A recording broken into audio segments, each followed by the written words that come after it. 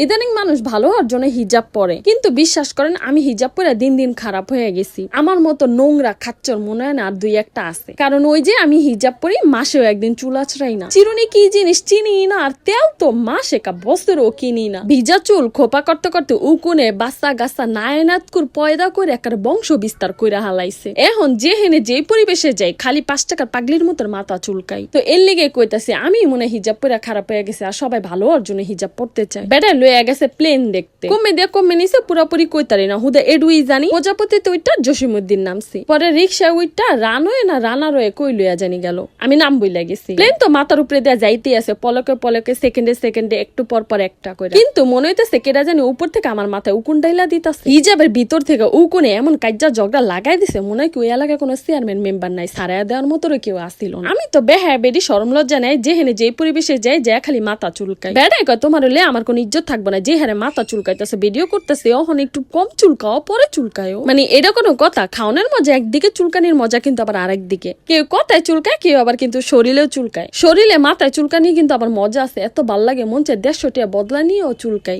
সবচেয়ে মজার বিষয় হয়েছে প্লেন দেখতে যে এমন কথা কই যে সাইডের বেড়াগুলা খ্যাট করে আইসা দেয়, কয় আফা আপনি কথাবার্তা কই পান? মানে আমার কথা হয়েছে প্লেনটা তো হইয়া উঠে, হেকালে কেউ যদি লেট্রিনে বয় হেকালে না প্লেন খার হয়ে যায়, হেকালে কি আরে মানে হোগামা তো বুড়ে না লেট্রিনের ভিতরে পইরা যায়। আমার আবার বেড়া কয় কি আমি প্লেনের হেল্পার আসছিলাম না যে এই কথার উত্তর দিমু আমি।